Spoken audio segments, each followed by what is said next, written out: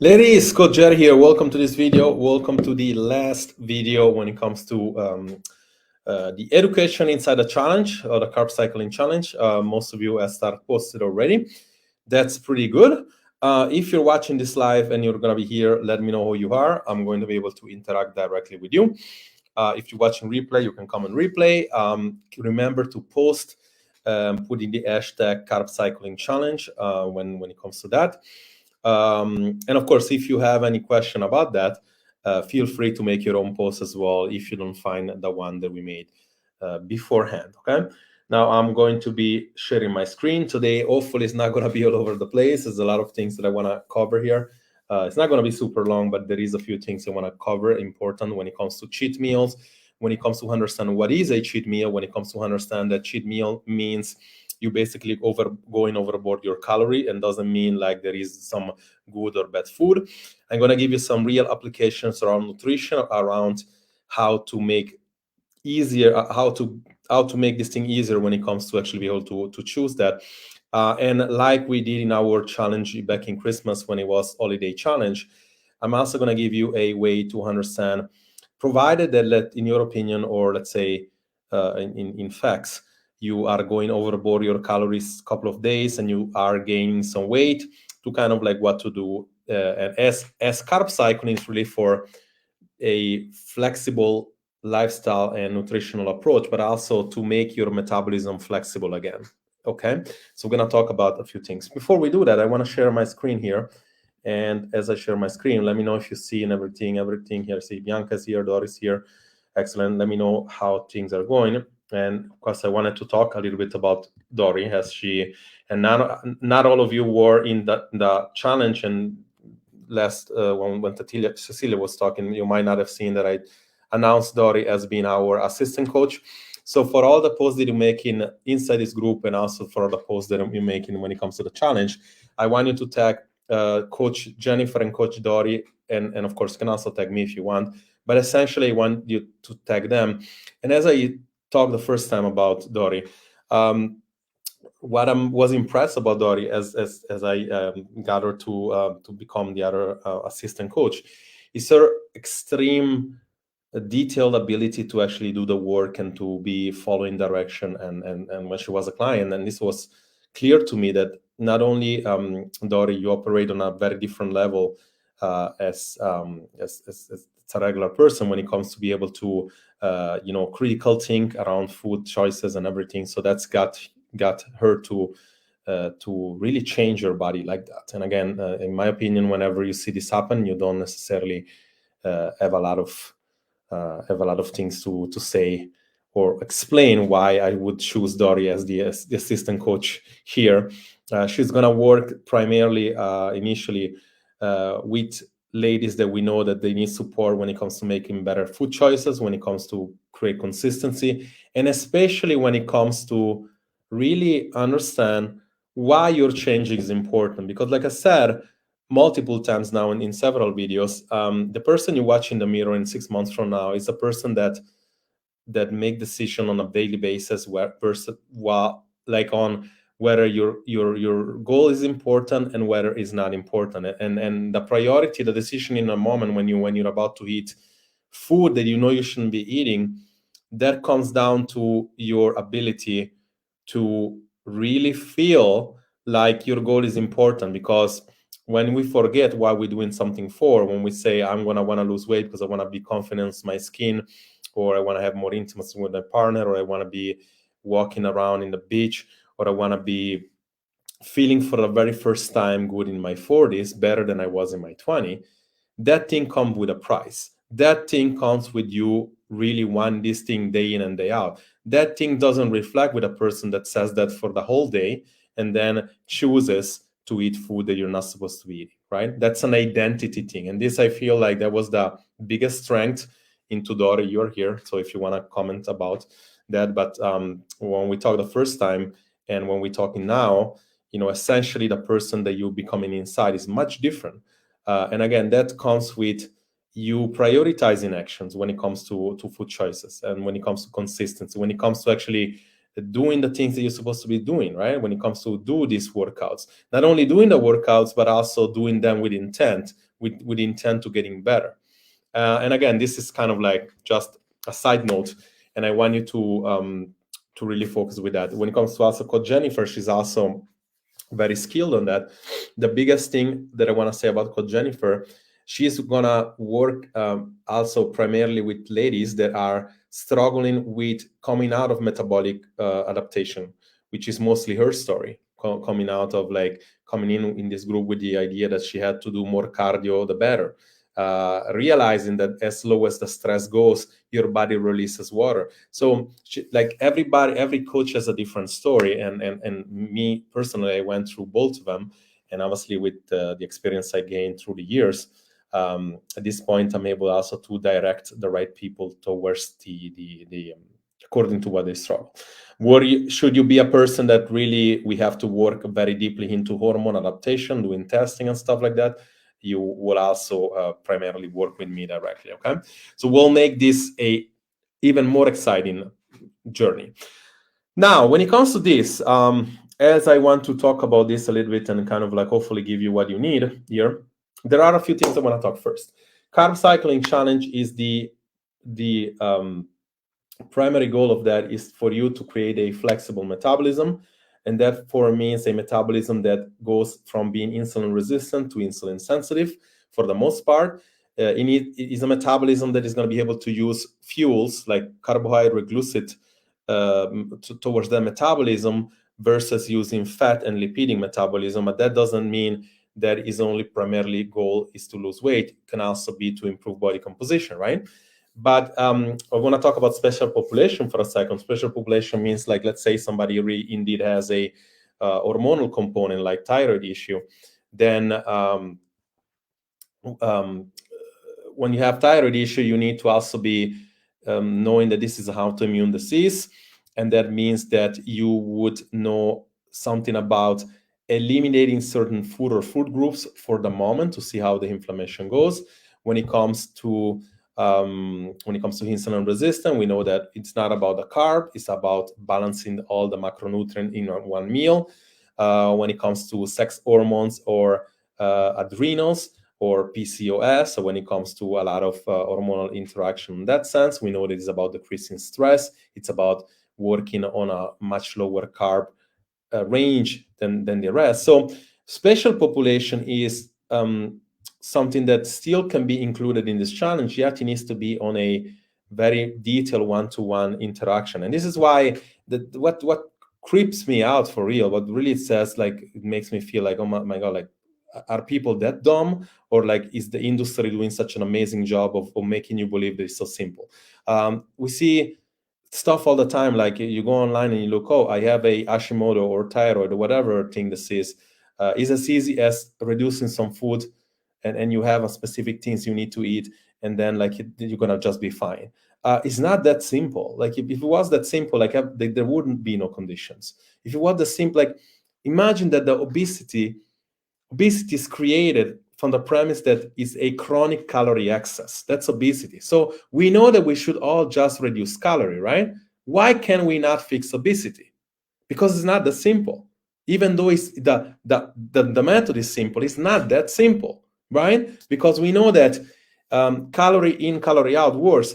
But when we have a trigger food, much like nuts, for instance, which is quote unquote healthy, and you eat a bunch of nuts, even if it's healthy, it's a lot of calorie, right? So when you don't realize that, that's a problem, right? So we know that it's not that simple. So if you have, and you're watching this video here again, and let's say you're new or you work with me, if you work with me, we already do it. But if you're new and you have some sort of condition, comment below metabolic assessment. Every time you come into the group, I actually send you that. It's like, don't be afraid to actually take that stuff. This is like a free service that we actually give to actually showing you what you're supposed to be doing. Because like, if not, I can tell you for sure, you will waste a bunch of time when it comes to find a solution for that. The only thing that's going to happen is that you will take longer to actually fix a problem that maybe is fixable. So this is kind of like all I wanted to talk about spatial population. Now I want to talk about the juicy stuff. When we go to, and I'll share my screen right now again, entire screen. Let me know if you're seeing these things. we will go towards this again. And we're talking about our guide, and I want to make sure that you guys should see this. Yes, you are. Putting everything together, okay? So we talk about the first time we talked about this, it was that you saw the frequency is important. If you do a when you do a level 2 kind of approach, you should be really only thinking about tracking. If you're doing level 1 approach, if you're doing intuitive eating, you want to be understanding, more or less how your calorie comes out to, and then choose a split. I find that 3-4 most time is 3-4 meals is most people choice is good. You also the what's going to make a difference in this challenge is like if you are over 30% or over 25%, you want to go with a much more aggressive, which is the red, type of thing here. Sorry, never mind. Aggressive is the green, even though this picture I guess is the opposite. But again, it's like you need a lot more lower carb days when you are higher than 25. When you're lower than 25, your metabolism is a lot more adaptable to carbohydrates, and that's what I would do.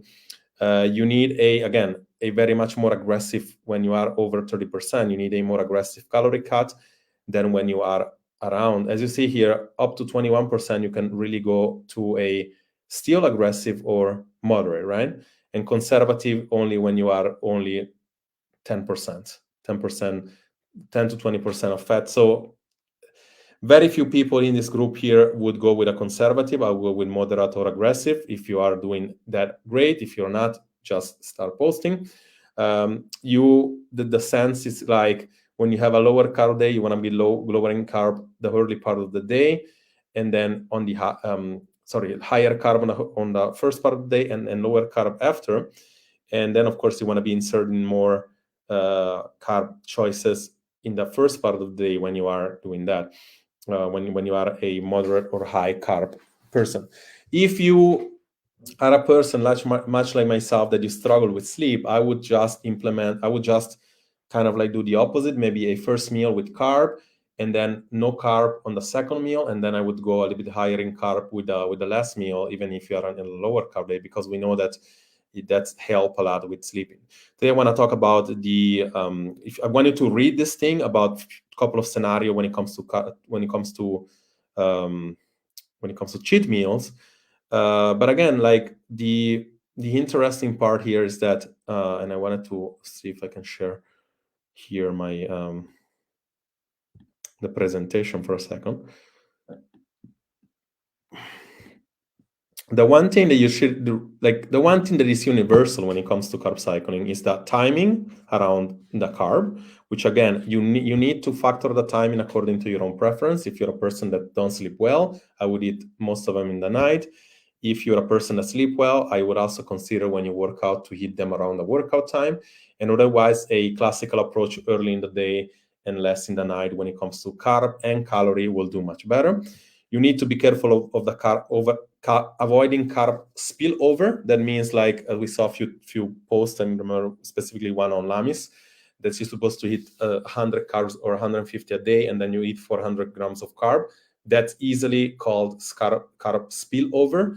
That even though you're doing a carb cycling, is too many carbs too quickly, and your metabolism is not going to be able to adapt as well. Okay, so this is kind of like one of the things that I wanted to talk about. When it comes to the food, because we know it's all like you see here, it's always going to be a deficit and then kind of like less of a deficit. And again, this is kind of like long term, but the one thing that I wanted to talk to you about is that most people feel like as if there is some sort of good and bad food, right? And we know that we saw it here. I'm just trying to find the slide here. For some reason, I cannot find this slide. I don't know what's going on. What I'm looking is this one. We know that if we ate 150 calories of 2 cookies over time, it produces is the equal as like over time is like 3,000 calories, which is like 10 cheeseburger, which is like 0.5 kilo of fat.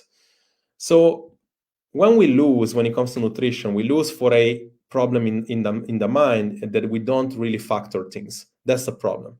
It's not about being good or bad food. You could have chose a banana. It's going to be the same thing. 1 banana every day more than you need, is going to be over time like 10 cheeseburgers. It's going to be the same exact thing. It's not, there is no more value in eating a banana or a cookie.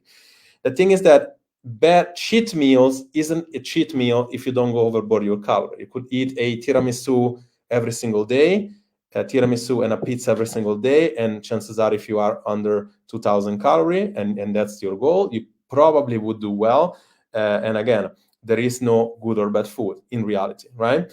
What cheat meals really is like, or it's universally known as cheat days, is like people that constantly go overboard. And this is kind of creating the problem. Creates a problem on the metabolism flexibility. It creates a problem on the fact that you're eating more calorie than you should. And that over time doesn't produce the results. Few things that you want to be learning on this is like, and I will do, hopefully I will give you some value today. I found these memes that, as you see here, right, is like this is the same amount of calories, right? The only thing is that one satisfy you for more time, right? So more volume, more, you will need to kind of like use food with more volume. Even this is not even like food with volume. Some of them are volume. But as you see here, it's the same amount of calories, right? So it's called cheat meals, but it isn't really a cheat meal. It's more so like, I don't know, it's like, as you see, the same thing here, right? Flexible dieting. This is kind of like what, like I keep talking about the 80 to 20 rule. If you eat 80% the food which are rich in fiber, high in volume, and then you can have 20% of the food that you want, right? This is the premise of flexible dieting. The one thing that I was looking for, and I might not be able to find the binge eating average calorie. Let's see if I find this. It used to be popular. There we go. Okay. So this is what I mean. It's like if you are having a cheat meal for one day that you go over, let's say, 3,500 calorie and your regular calorie day is 1,800, on average, you will be eating 2,000 calories at the end of the week. Your body thinks in weeks, not in days. The problem is that when you have 3-4 cheat meals, like you really go overboard your calories, then you need to be around 1,000 calories just to undo the problem, right? So we know that we said that in the first challenge in the holidays, why everybody get 3, 4, 5 kilo in the holiday? Because on the holiday you have 3, 4, 5 days that you go up to 12,000 calories if you combine the days. That takes 30 days of eating on a deficit of 500 calories for you to not gain weight. Not to lose it, not to gain it. Yeah. So that's why people are so unmotivated. And again, this comes up to like get smart on your goal and finally get committed to your goal. It's fucking crazy. Like people cannot commit to something for 40 days. It's so hard to get out of your comfort zone for 30 days nowadays that you feel like something is not working. The only thing is that you are not working. You cannot commit to something for long enough for you to commit. And this is crazy because it's just a psychology game. It's like you going overboard over time that creates the problem. And again, like just know that it's very hard for you to stay committed to something when you don't see results and motivation wise. And it's very hard for you to do that if you constantly go overboard your calorie. Okay. And when it comes instead to what I want you to do in this challenge and how do you implement the cheat days? No, it should never be a cheat days unless you're 10% like Cecilia. You should never have cheat days that you go outside, but you should definitely have cheat meals. And cheat meals is super simple. It's like you are here, and let's say you are here. Let's say you are. Let's make it like I'm not gonna do it this way. This thing is always tough to make it for my. Let's say this is 1,000 calorie, right? Let's say this is 2,000 calorie, and we know that for you to be able to now lose weight in this challenge. Oh, how come I cannot make it small? Okay, yeah, there you go. So you're gonna stay in 1,500 calories, right? So let's pretend this is just 3 days now. You do this, and we created now a 2,000 calorie deficit, right? So we know that you're already at this point, if that's your TDE total, like you're already doing that. The cheat meals, all you really should do, you should not exceed, you should not get completely back there. So if you do a cheat meals, which is included in, let's say, 1,800 calories, that's basically what you do. Like, that's no problem. Okay, let me know if you can see this thing. Can you see this thing? Yeah, you can. Right. So how do you actually implement this in real life? We know that this might be, you might go out for a pizza, right? You might go out for a pizza and a beer or whatever, right? And so it's like, okay, we know that easily you're going to get to 1,800 calories, if not more, right? So that day, what I would do that particular day, use kind of like what the logic gives us is like, we know that I'm not a big fan of things like fasting or intermittent fasting, but you know that you can use these concepts sometimes. This, let's say that this is like a 15 calorie days, right? We'll use this as a 1,500 calorie, 1,500. So it's like 500 here.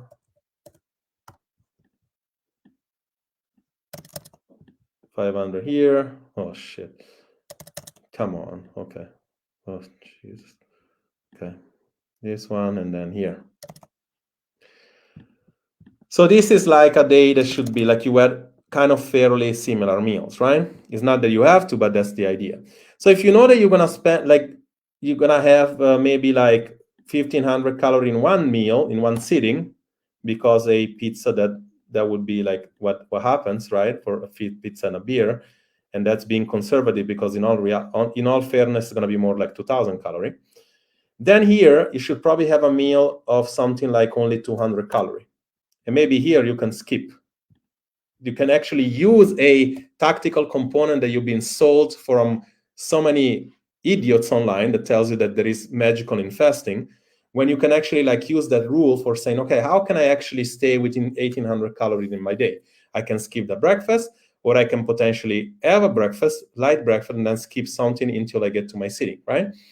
Of course, that's a big conversation. It's like, are you able to operate during the day when you do that? Because also, if you went overboard and big time, you went overboard, like, let's say 2,200 calories, you can still do that.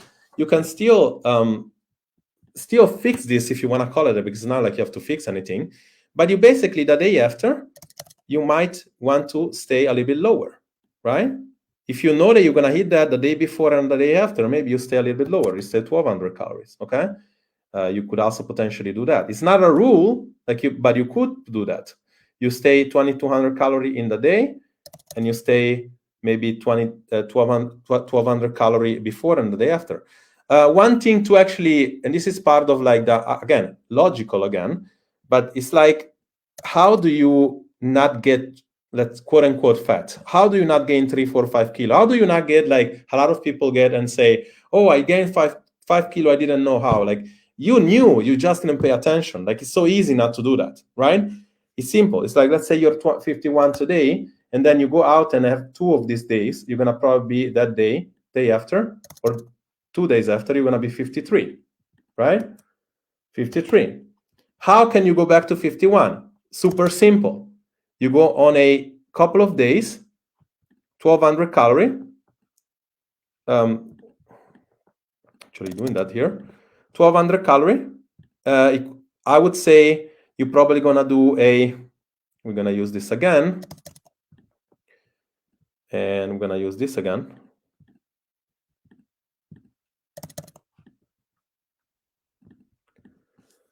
You're gonna do maybe 3, 4 meals, 2 meals, low carb, and then maybe 1 meal, high carb, right? Then you do that for a couple of days. You do that for like a couple of days. It's really a mess, this thing. And then you check on your scale. We know that the scale is not the main component, but your scale is going to probably say something of the nature more of, again, maybe 52 or 51. When you're back to 51, you can just go back to your regular. Then you go back and you implement 3 days of regular of the regular. If you are still wanting to get goals. If you want to start maintaining, then you go back to, maybe you don't go back to 2000 calorie. I would go back to something more so like 1800 calorie, because your new maintenance, like your body will have adapted a little bit. So as you see here, it's not a piece of cake. It's not so simple. It's not just something that you just figure out. It's not something you're meant to figure out. I want this to sink in for real, because I keep seeing this all the time. And I don't get how people want to stay in pain for years and try to figure something out, which is not a joke. This is not easy to figure out. It's definitely something that you can read about it. It's definitely something that if you have super high level experience, you can figure out, but it's not something I suggest, especially when you have an adapted metabolism. For the sake of the challenge, this is really as much as I want to get to into, because reality is that we could be here talking for hours. You would be still back in square one unless you don't practice, unless you don't tag the coaches, unless you don't tag me, unless you don't get a real live application when it comes to the optimization of things. This is usually how it works. So with this being said, hopefully this was helpful. This is how you implement a cheat meals, which is not really a cheat if you don't go overboard your calorie. A cheat meal could be a 6-7 bags of broccoli, which nobody's gonna really eat. That's why it's not called cheat meals. But if you go overboard your calorie, it could be a cheat meal. A cheat meal is easily a couple of pizzas if you eat them, because definitely gonna be. But it's never a cheat meal if you undo those things a couple of days after. You need to become very mindful about your about everything else. Yeah, I see here again. I'm not seeing who is commenting this, but what about calorie burn in exercise? That's a good point. Of course, if you when we're talking about deficit, it's not deficit about food, it's deficit about food and exercise. So again, but for the sake of the exercise and cardio and the thing we talked about the other day, you're not gonna undo a bad diet. In other words, you're not, if you just do, let's say, couple of 6 runs a week, 20 kilometers a week, yeah, you burn a shit tons of calories.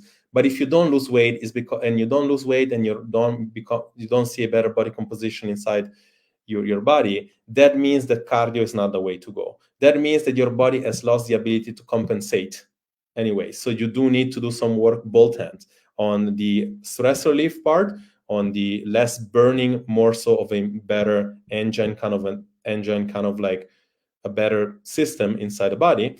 Probably do some more work on getting stronger and getting leaner when it comes to exercise, when it comes inside the gym.